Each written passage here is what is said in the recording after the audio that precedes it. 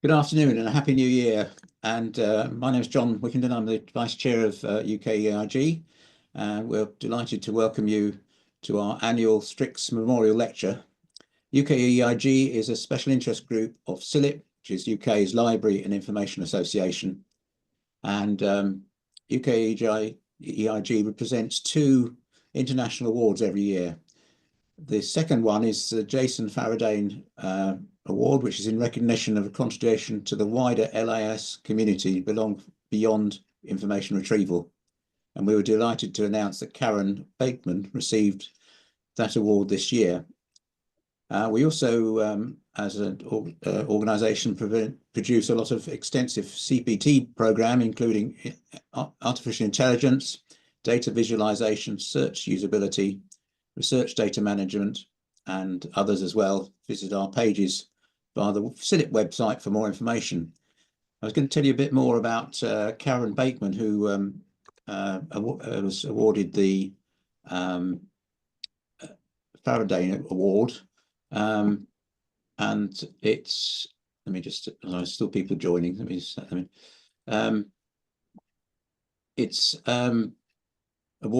this award celebrates a distinguished research record and sustained and cumulative contribution to the field of information retrieval.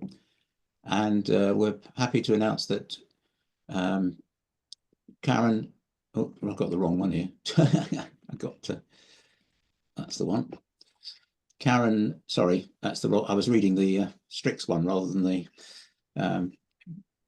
Faradane one. So Karen's consultancy and development role was impacted many subjects and sectors, including business, marketing, company, and health information. She has a degree in biological sciences from the University of Birmingham and worked as a microbiologist before joining Wellcome as an information scientist. She then spent 10 years in the pharmaceutical and healthcare industry before moving to the international management consultancy group Strategic Planning Associates. In 1989, she set up the Rhodes Blakeman Associates Information Services and went on to become a leading figure in the use of web and social media as a research tool. And she's made a substantial and generous contribution to search tool awareness by openly sharing her knowledge of current research technologies with the community. So that's the Faradane Award, which is for the search rather than information retrieval, which of course what Strix is all about. So I'll hand over to my colleague. Let me just find the list. Graham MacDonald, who will tell you about the Strix Award. Okay, Graham, all over to you. Thank you, John. Welcome, everyone. So yeah, first I'll just mention a wee bit about the Strix Award and the background of it before handing over to today's speaker. So the International Tony Kent Strix Memorial Award honours outstanding contributions to the field of information retrieval in terms of science, delivery, and delivery of service and education. The Strix Award is presented in memory of Tony Kent, who was a past fellow of the Institute of Information Scientists and a pioneer of information retrieval. Tony made major contributions to information science and information services, both in the UK and internationally. So the Strix Award was inaugurated in 1998 by the Institute of Information Scientists and is now presented by the UK Electronic Information Group, UK EIG, in partnership with the International Society of Knowledge Organisation UK, the Royal Society of Chemistry, Chemical Information and Computer Applications Group, and the British Computer Society Information Retrieval Specialist Group. And the reason that I'm here speaking to you today is I'm a member of the judging panel and representing the British Computer Society Information Retrieval Specialist Group, so BCS IRSG. So the name Strix was chosen for the award to reflect Tony's interest in ornithology, and hence the owl on the trophy that I'm sure we will see at some point during the presentation, hopefully.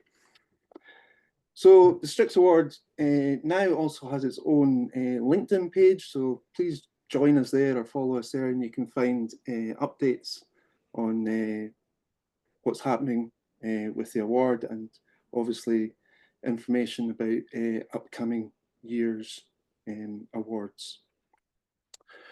Okay, so to go on to the reason why we are all here today. So the UK Electronic Information Group is very pleased to award the prestigious International Tony Kent Strix Memorial Award for 2024 to Professor Nicola Ferro. This award celebrates Nicola's distinguished research record and sustained cumulative contribution to the field of information retrieval. Nicola is a professor of computer science at the Department of Information Engineering at the University of Padua. He's head of the Intelligent Interactive Information Access Hub and of the Information Management Systems Research Group, and a world-leading scientist in information retrieval. In particular, Nicola chairs the Steering Committee of the CLEF Conference and Labs of the Evaluation Forum, an internationally renowned European initiative for the evaluation of multilingual and multimodal information access systems. And through his efforts, he has made it central to the IR evaluation community. He's also inducted into the SIGIR Special Interest Group in Information Retrieval Academy in 2023 in recognition of his significant research, innovation, and service delivery. So on a personal note, I'd like to say that in particular, as part of the panel, we're particularly struck by the major contribution that the CLEF initiative has made for the whole information retrieval community. It's really well renowned.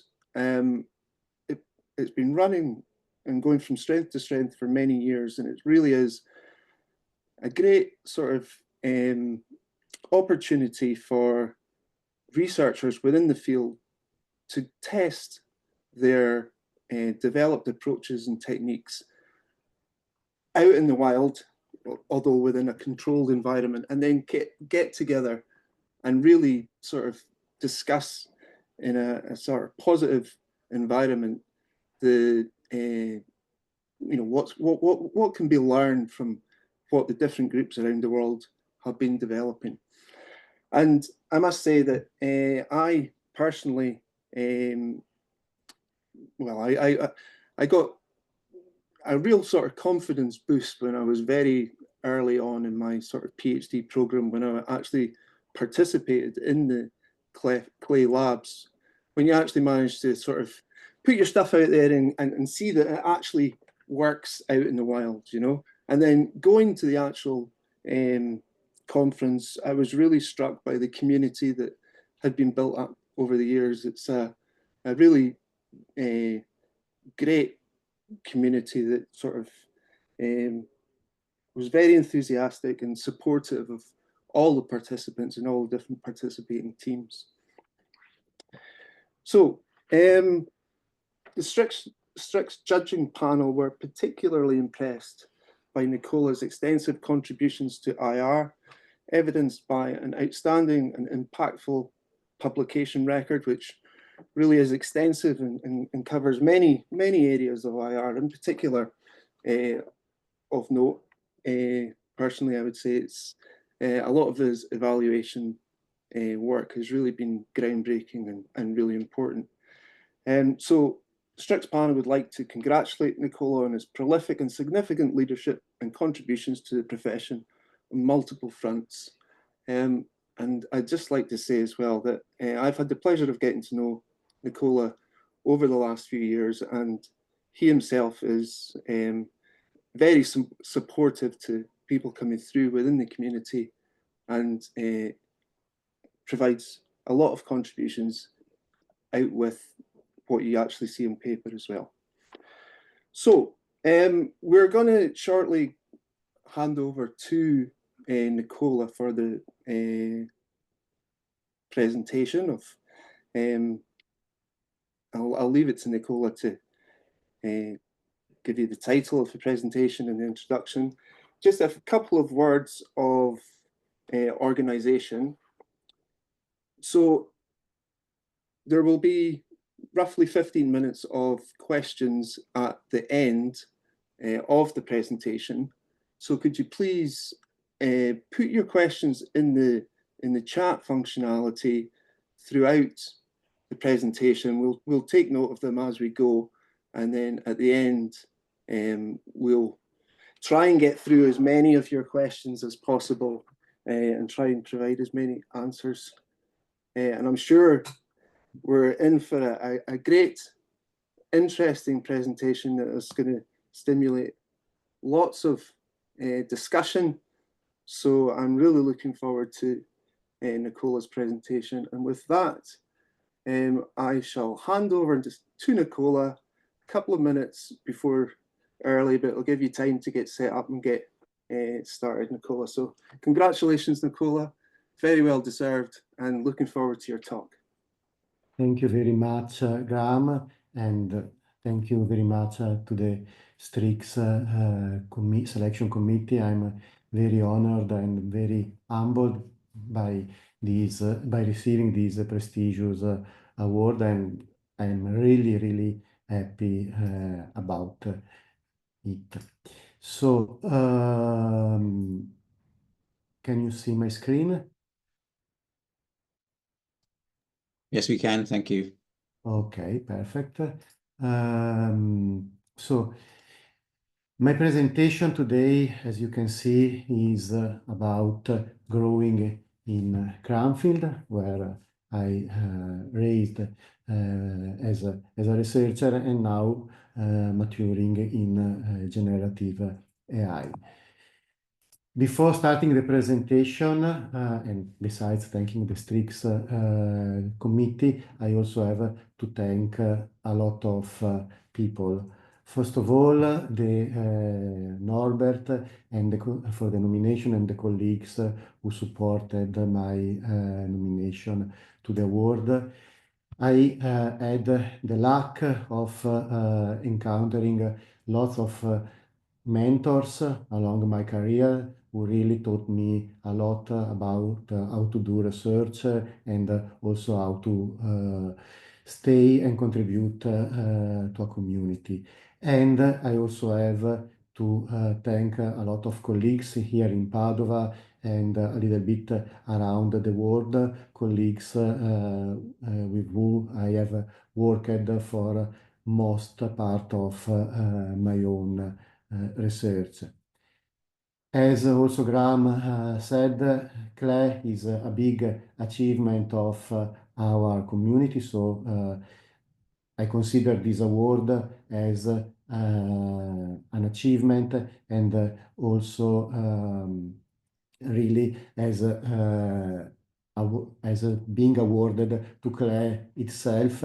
And the community is not an abstract thing, but lots of people are besides CLEF, beyond me. Here you can see current and past steering committee members, and also some people who have been in CLEF and supporting CLEF since the beginning. So I really want to thank all of them.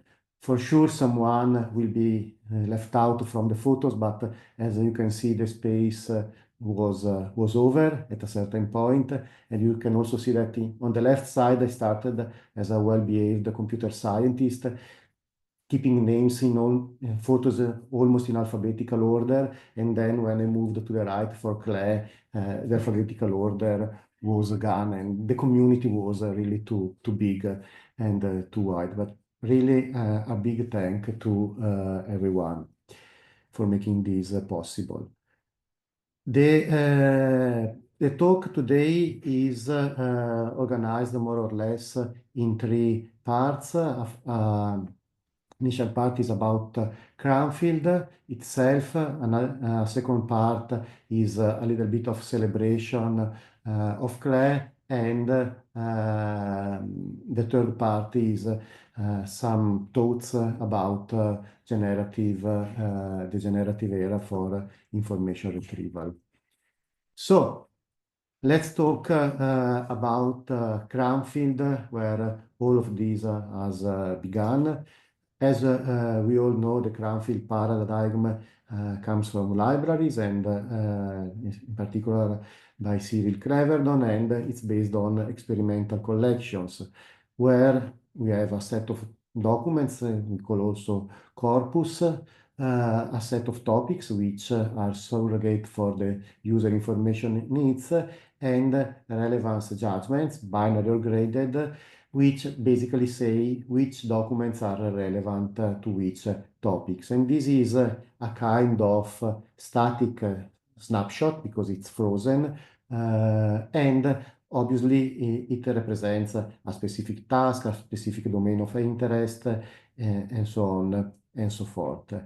And this paradigm, it's very powerful because it is ensuring the comparability of systems or alternative methods, because everything is run on the same experimental collection, so we can directly compare performances back to back.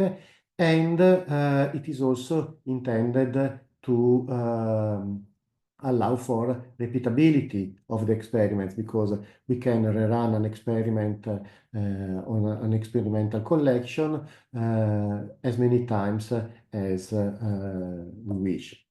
Actually, for the repeatability bit, we may come back to it in the third part of the lecture, because it is not so easy achieved in practice. Indeed, reproducibility of the experiments, it's a big topic and research challenge also in our area.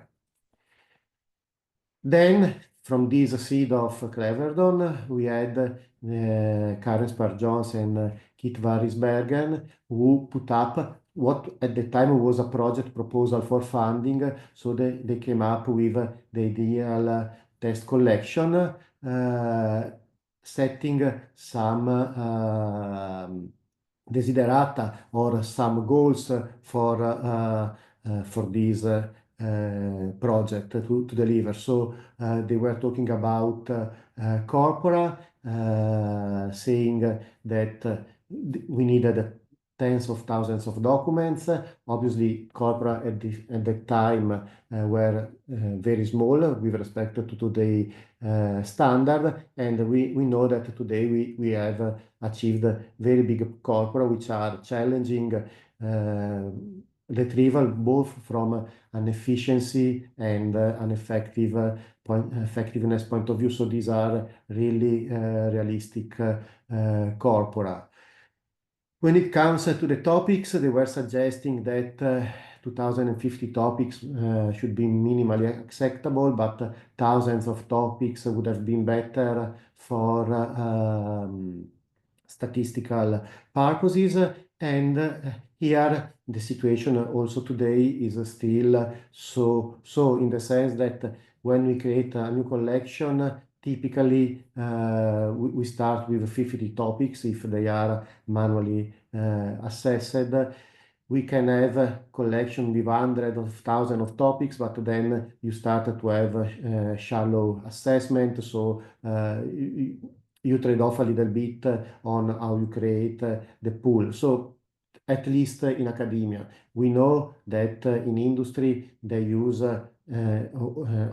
also in that case thousands of topics, but again you have to understand how to do the assessment. But so the size of the topic set is still something where we didn't get to the ideal test collection. When it comes to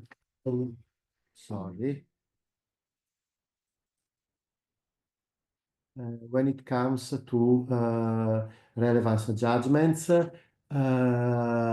we have they were suggesting for multigraded, and okay, nowadays we still have binary as a very common option, but they were also suggesting different types, different facets beyond relevance, because they were suggesting novelty, engagement. We know today that we also have fairness, trustworthiness. So there are very many facets, and we typically do not address all of them together, but we focus on them in isolation. For example, we focus on diversity, or we focus on trustworthiness, while we still would need to have a more holistic view on the different facets beyond relevance. Then they advocated the need for pooling, and we know that pooling is the bottleneck, if you wish, because it's a very costly operation involving a lot of manual labor, and it is still an open research issue. And in particular, we will come back to that, but nowadays, with the rise of generative AI, pooling is one of the obvious targets for generative models and for large language models. Unfortunately, that project was not funded, and so it didn't happen in mid-70s, but later on we had the rise of large-scale evaluation initiatives.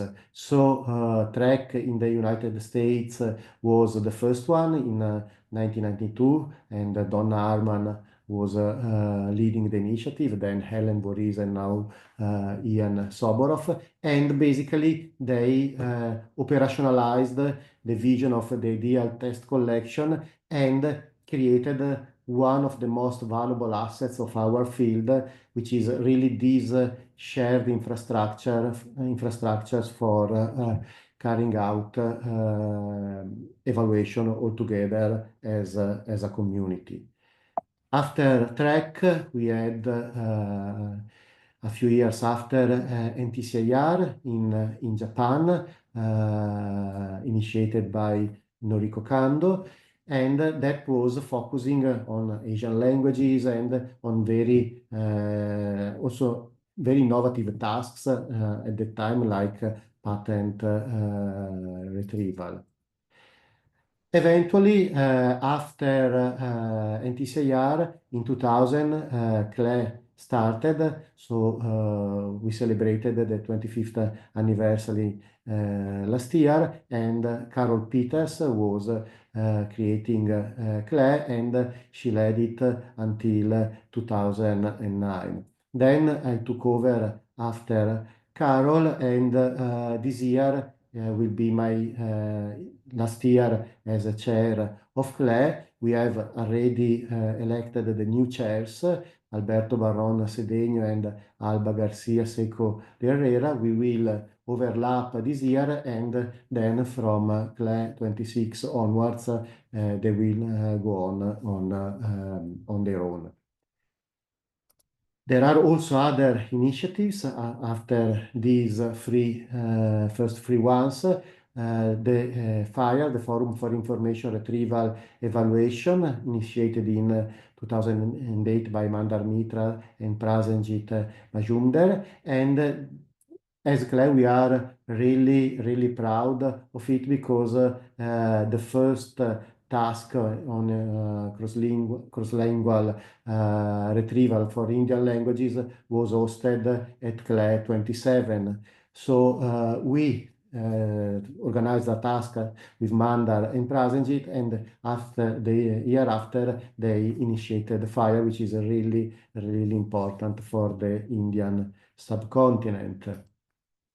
We are also very proud about Medieval, which started in 2010, thanks to Gareth Jones and Martha Larson. That is not on languages, but on multiple media, multimedia, especially video. And this benchmark is another spin-off of CLE, because we had for 2 years, in 2008 and 2009, in 2009 a task on video retrieval, which then originated Medieval. So you can see all these seed set by Cleverdon, developed in a research idea with the ideal test collection report, and then in very big community assets across the world. So we can really see this paradigm giving the field a lot of achievements, and in many different ways. You can really think like the left side being about evaluation, because this setup, this shared setup we had allowed us to develop very strong evaluation methodologies, because we all know that this model was investigated, the properties of pooling, ranking, the need for different statistical significant tests, different options for comparing systems, the notion of relevance itself. So it really led to development of very solid and robust evaluation methodologies. It also led to the development of a really big number of measures, evaluation measures to quantify the effectiveness, the performance of IR systems. We have hundreds of these measures.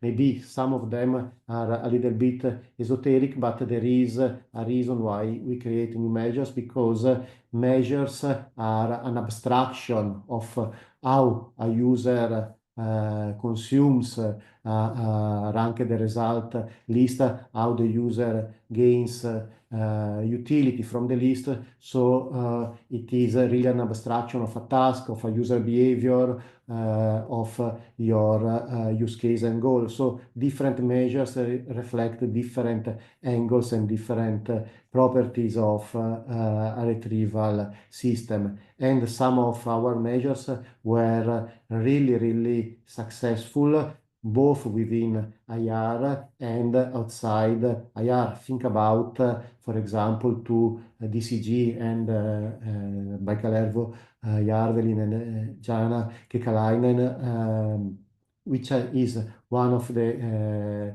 most used measures in IR. It was bringing basically ranking to recommender systems, and it is very robust also in this machine learning and neural IR era. And we developed massive collections, which are a really durable asset for the field, which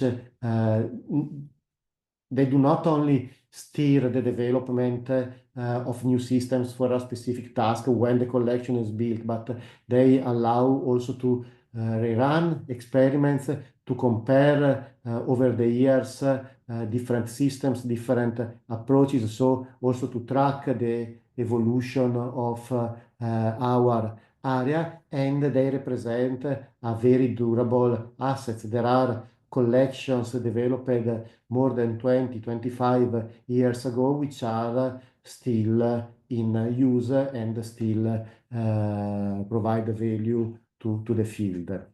So, I mean, evaluation itself, really, we can say that gave a lot to information retrieval as a research field, and we could really be proud about ourselves, because when we look at the surrounding research areas, we probably have one of the most advanced evaluation methodologies, evaluation approaches, and we really scrutinize it a lot.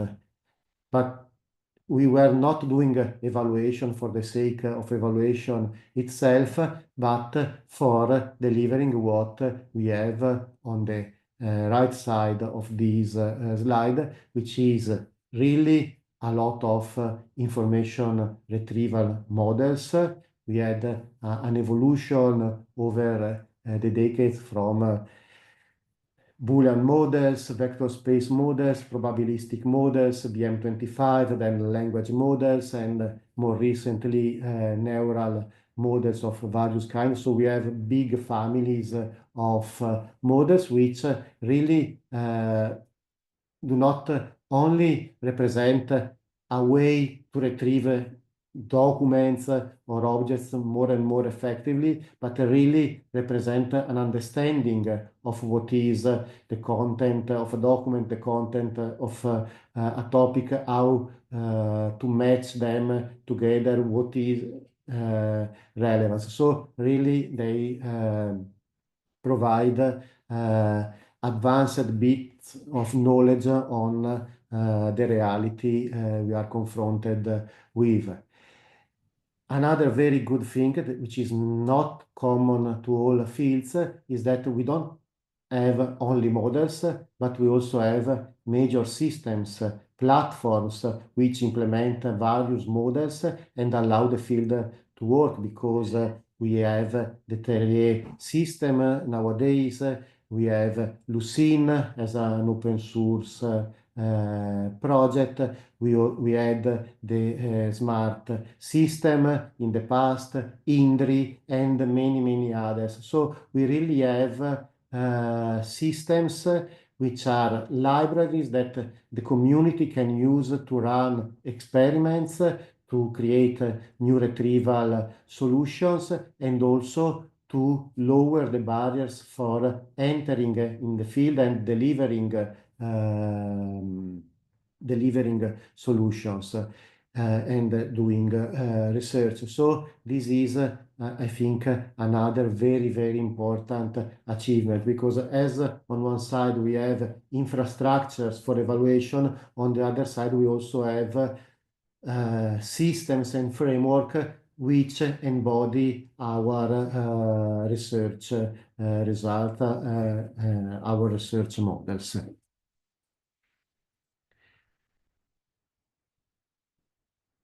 And it is not only a matter of research achievement, but there is also an economic impact on what we do. 15 years ago, TREC conducted a study on its economic impact.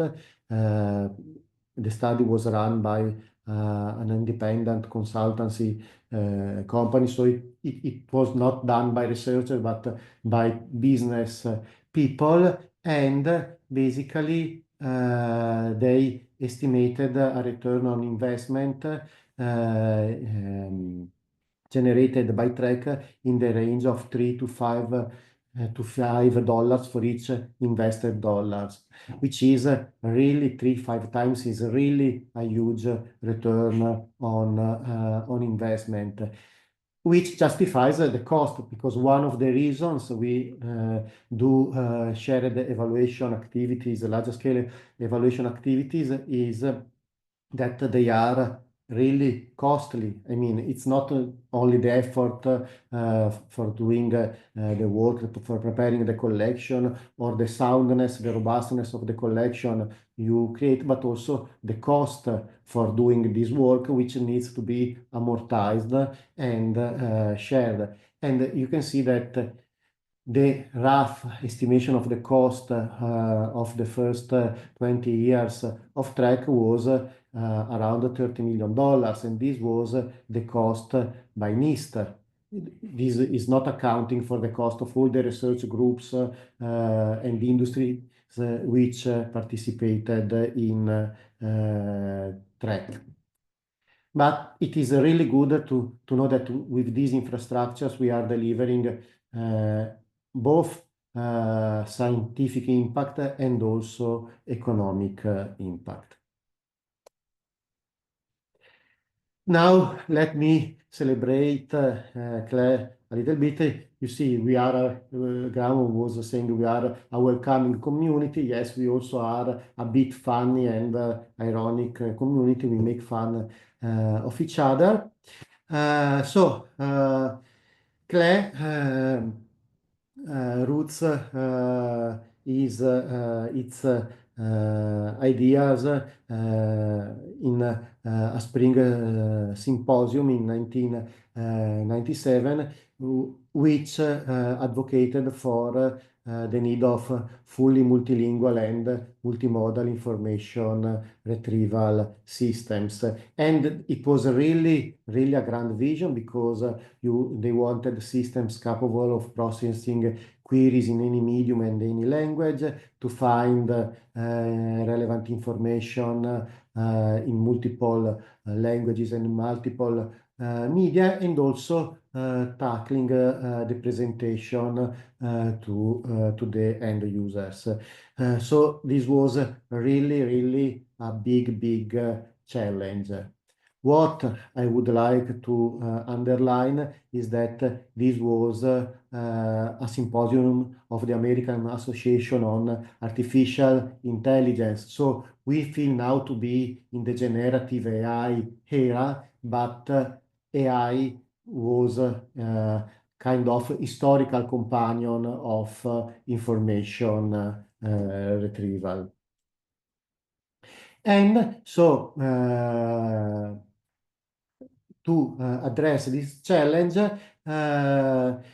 we had the first evaluation campaigns in 97 for cross-language information retrieval systems at TREC and SIGIR. In particular, CLE began as a track of TREC, mainly centered on bilingual English tasks, so English to another language and then another language to English. Obviously, that was good for a US setting, but for having all the spread of combinations among languages in a very effective way, Europe was a more natural setting, and this motivated the move of the cross-language track outside the track, and the born of the cross-language evaluation forum at that time, which had as mission to embody that multilingual and multimodal information retrieval systems. And we can really say that in its first 10 years, led by Carol Peters, CLE was able to bring multilingual information retrieval for European languages to be a reality, to exist. We have to imagine that it's not only a matter of systems, so algorithms, etc., but it was also a matter of language resources. I mean, nowadays we are concerned with low resource environments, so geographical areas for which, or languages for which there are not much resources, but at the time Italian was a low resource language. We didn't have stemmers, stop lists, or collections specific for Italian and for many other European languages.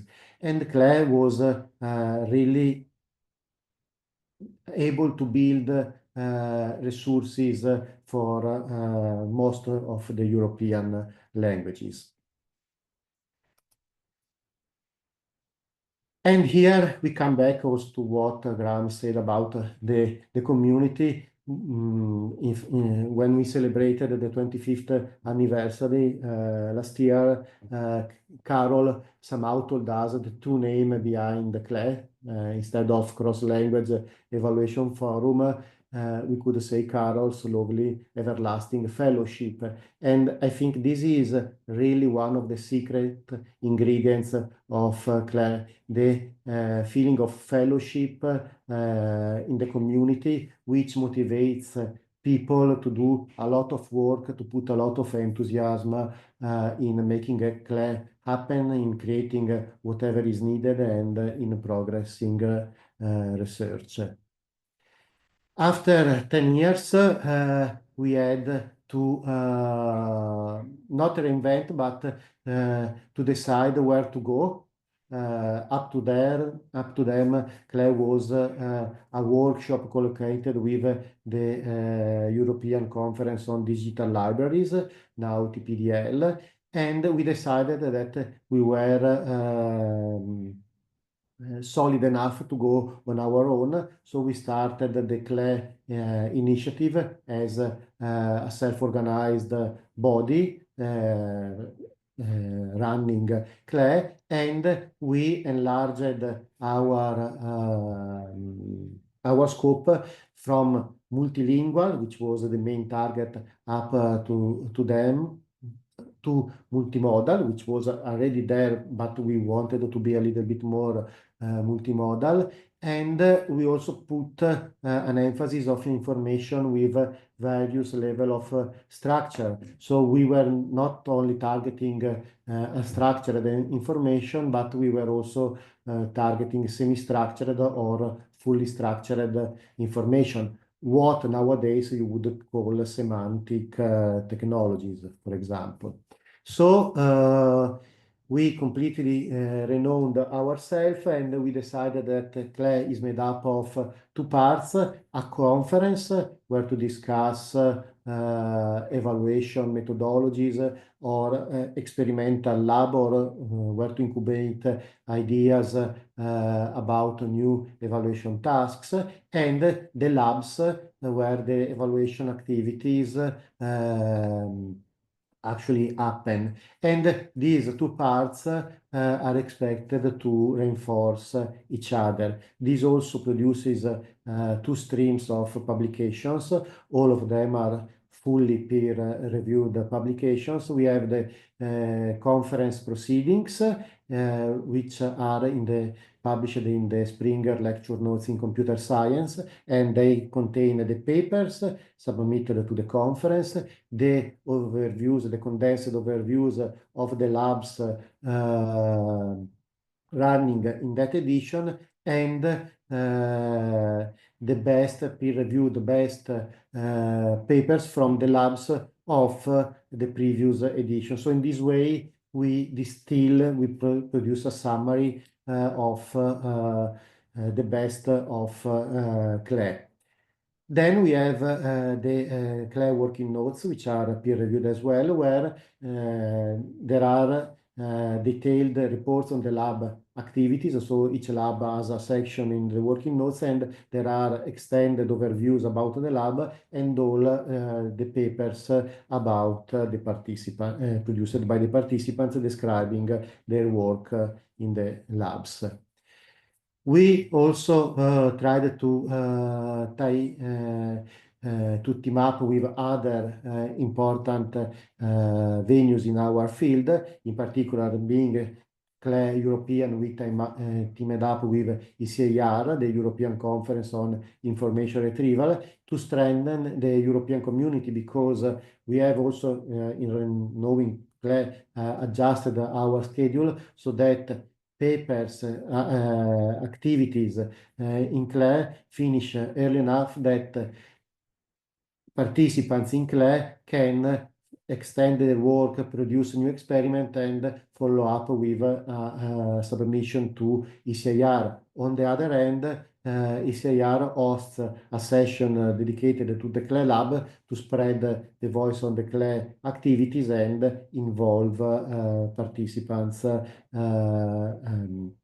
in CLEF. We kept renovating ourselves. In January 2023, we organized a DAX2 summit for Frontiers of Information Access and Experimentation. I'm not in the photo, actually. I'm on the mobile phone of Julian, because I was in self-isolation in DAX2 for coming. So I arrived in DAX2 and I discovered to test positive to COVID, and I stayed in my room the whole week. But one very positive thing this group of great researchers produced was the idea of a resultless review process, which may sound strange for an experimental evaluation venue like CLEF, but the idea is that we, for the conference papers, we split them in two parts. One where the methodology, the research question, the experimental setup is described, and the second part is the actual experimental evaluation with the results. And basically, we separately review these two pieces because first we want to decide if the research question, the methodology, the setup is good enough, is interesting enough, is valuable enough. And if yes, that part is accepted, we go on and we review also the evaluation result part to see if it matches with the expectations raised by the methodology part and if it provides enough insights and so on. The reason to do so is to try to evaluate contribution for their research idea first without being somehow biased by positive or negative results. Like you see a table with beautiful numbers or a table with numbers so before digging into the methodology, and you decide, okay, the paper needs to be accepted or not. Instead, we want to evaluate the methodology first and then look into the results. Here you can see the growth. These are the participants at the annual CLEF event in the last 25 years. And you see we had a good increase. And we now we have an hybrid event. And you can see that the in-presence participation is, after COVID, is growing up to the levels pre-COVID, which is a really good signal of how much vibrant is the community, how much people wishes to meet together in person. Here you have the historical trend about how many labs CLEF is running each year, and you see we are increasing the number of labs. Now we are running 14 labs in parallel. But we really get much more proposals than we can fit. So sometimes we reject proposals, sometimes we ask proposals to merge into existing labs because maybe newcomers, they didn't realize that there is a lab which already covers that area, maybe not their specific task, but that area. And so we adopt these two approaches. But this is also to say that having a lab accepted in CLEF is getting a more and more competitive process. Here you can see the growth of the CLEF task in the first 10 years in green, and then in the next 15 years. You can see we really have a great variety of tasks.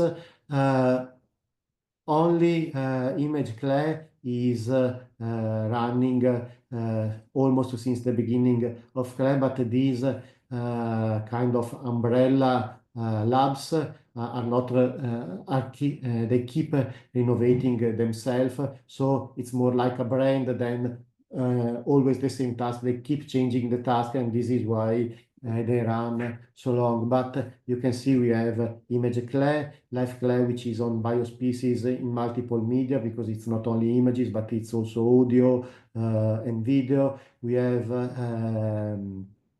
PAN, which is on digital forensics and authorship identification. BioAsk, which is information extraction in the biomedical domain. HERISC, which is on signs of diseases, from detecting signs of diseases like anorexia or depression from social media. CheckData, which covers all the area of misinformation and fact-checking.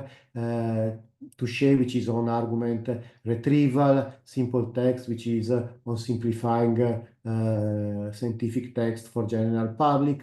Joker, which is on humor and pun detection.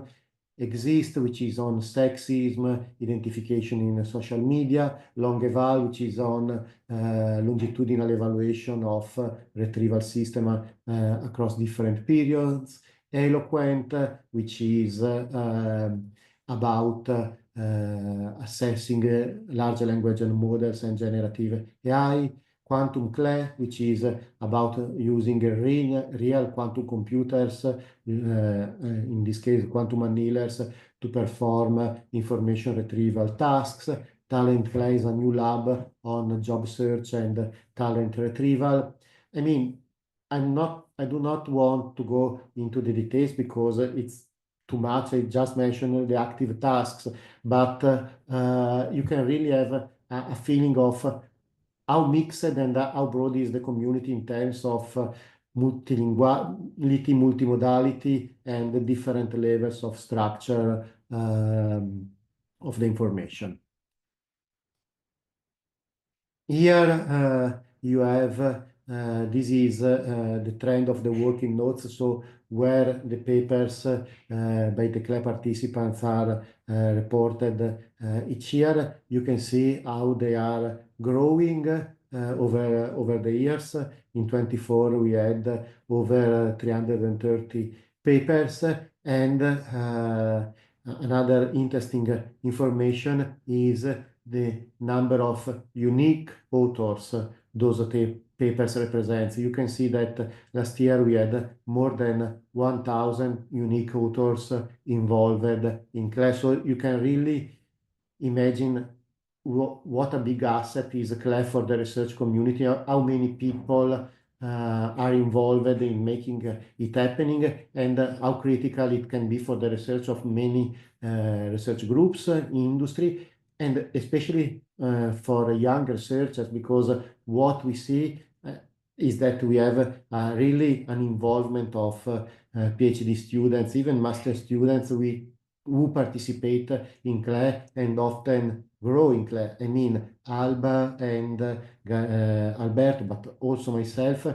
we started as PhD students participating in CLEF. So I think this is a very important aspect of it. Obviously, all this production is very positive when you look at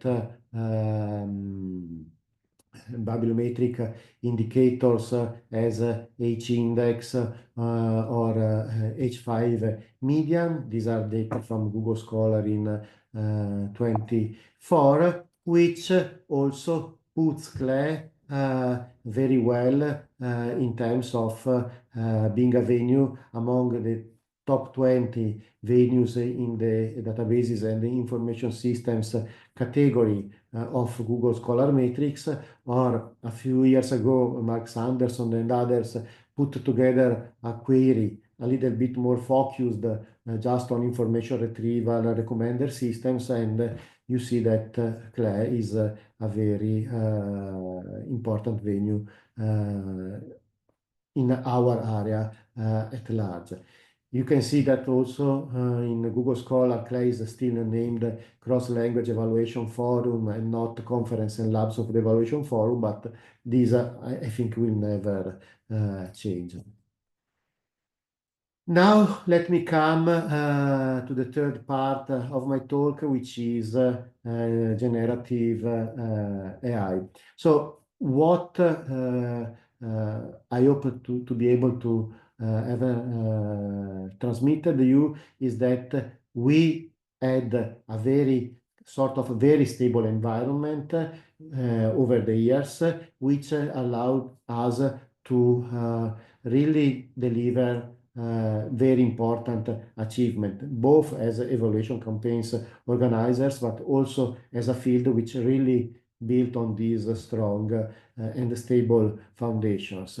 In the last few years, generative AI represented an unprecedented revolution, if you wish, and also increased a lot the pace of everything, because Now things are progressing much and much more faster than what we were used to, both in terms of new models, new methods, new LLMs, but also in terms of new hardware, because we have more and more powerful GPUs and more demanding hardware every few months. So all this explosion often leads to a question, is information retrieval dead? We also have a workshop at the SIGIR this year on future of search, and their slogan, their advertisement starts with, is in the call, is information retrieval dead? So, I mean, the rise of generative AI really made us asking ourselves, there is still a need for a search engine for retrieval, or everything will be served by a large language model and that's it. Actually, what we have is not just the chatbot, so the large language model bit, but what is called retrieval augmented generation, which actually I do not see it as language models superseding information retrieval, but actually I see it the other way around. Information retrieval helping large language models putting a patch on what they produce as output, because we all know that large language models risk to hallucinate, and RAG feeding, for example, the prompt with the top 3-5 retrieval results is a way to mitigate the hallucination problem. We also see that these retrieval results are also used to provide references in the RAG in the LLM output, because okay, I can ask something to a large language model, I obtain a chunk of text which represents the answer, but often I also need references to verify what the claims made in that answer, or at least to dig deeper if I wish. So to me, this is information retrieval supporting large language models rather than vice versa. And in this respect, I tend to not think that information retrieval is that. Maybe what is going to happen is that information retrieval will not be anymore at the forefront of the user interface. Maybe the user will not see the search engine and will interact at the interface level with some chatbot, but this doesn't mean that information retrieval as a research field and as need is over.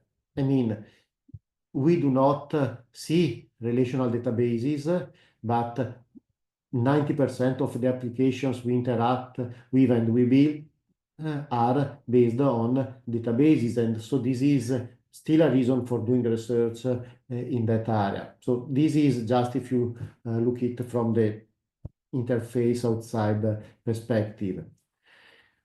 What I also ask myself is if we really always need generation. I mean, to me, generation is a little bit like having a teacher. You have a question, you have an information need, and at the end of the day, with or without RAG, whatever way you use, you have someone which explains you something, provides you a text, or if you also do text to speech, translates this. Sometimes you still want retrieval because you want to read the book yourself. So for me, and you want to be mediated by someone else. So for me, this is still a strong motivation for retrieval alone. We know that RAG and large language models are a kind of black boxes.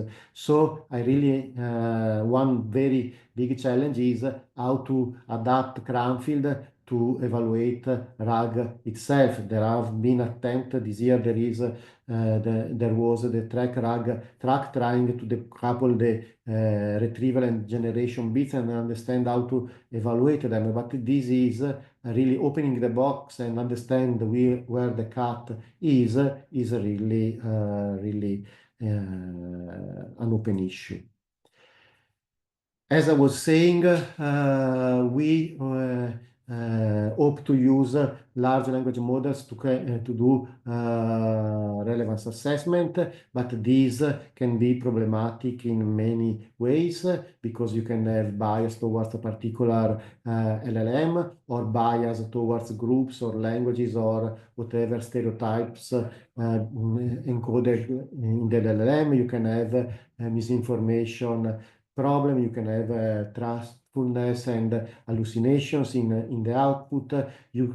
At this point, if the LLM can perfectly judge the relevance of a document, you could use that LLM directly to do the prediction, the ranking, instead of the judgment. So there are many caveats in using LLMs for relevance judgments. So people is starting to investigate these, and they imagine a range going from fully automated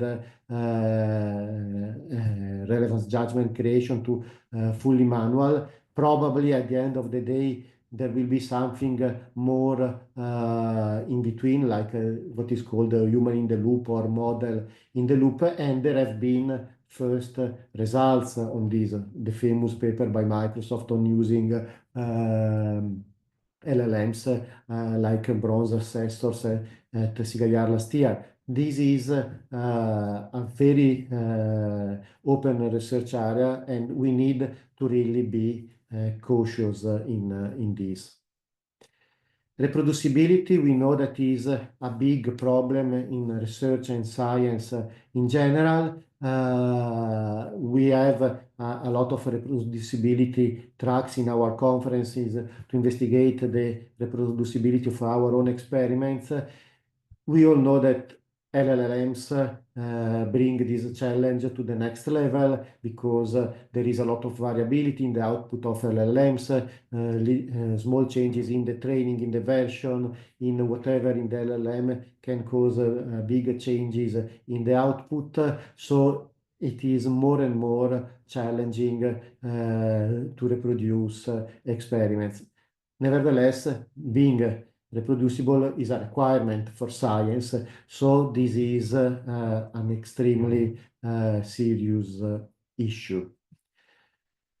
Then to me, the problem is really foundational. If I look at the traditional one definition of information retrieval, and I look at a transformer or to an LLM, I cannot really tell where the analysis, the organization, the storage, the searching bit are in this LLM. What you memorize in an LLM is very different in what you memorize in a database, in a knowledge base, or in a retrieval index. So to me, here we have obviously a problem in having a deep understanding on how the black box works, but we also have a problem in defining what information retrieval is, or updating the definition of information retrieval and the scope of information retrieval with this changed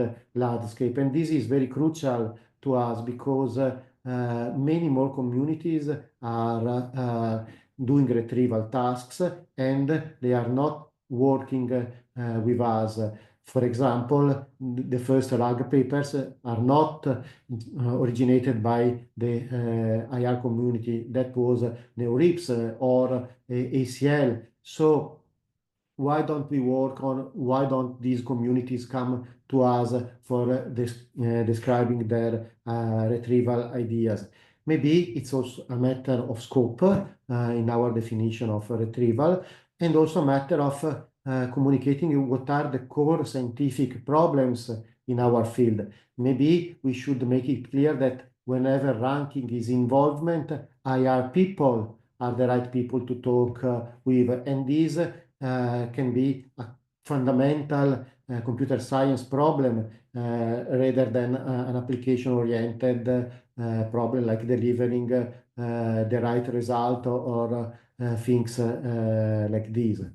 We may advocate for our evaluation abilities with other communities, welcoming them. And this is a kind of tricky two-sided thing because evaluation is a big barrier of entry for people outside IR. Typically, when a newcomer or someone who has no our background comes to us, we look at their paper and we think, okay, this is a toy evaluation, just reject it. So evaluation is a pro.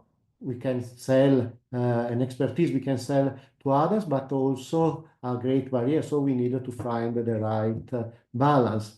And finally, I think that we should really go beyond the surface in our evaluation task, because our tasks are kind of syntactical. So we see very big, very great performance of all these models, but our tasks are not designed, let's say, to prove or to support the fact that a model or a large language model has produced the correct answer, not only because the answer is syntactically correct, but because the model did the correct reasoning for the right motivation, because otherwise we cannot be sure that on an unseen output we will obtain a reasonable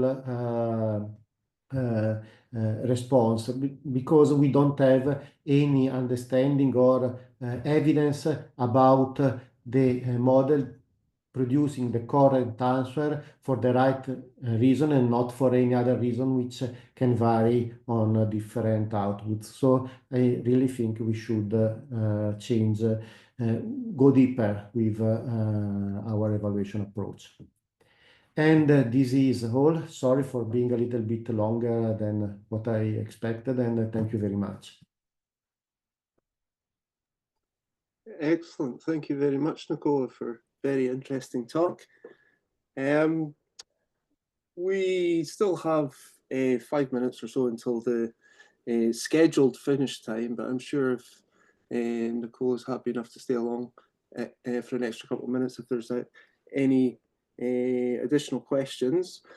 If you've got any questions, put them in the chat, please. I see there's one there at the moment, which I'll ask in a second.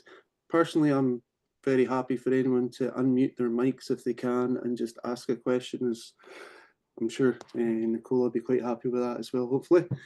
Okay, so we have a question from Udo. Udo, do you want me to say it, or do you want to say it yourself? Okay, I shall try and read it. Oh, So, okay. Go ahead, go ahead. No, if you're there, feel free to join in.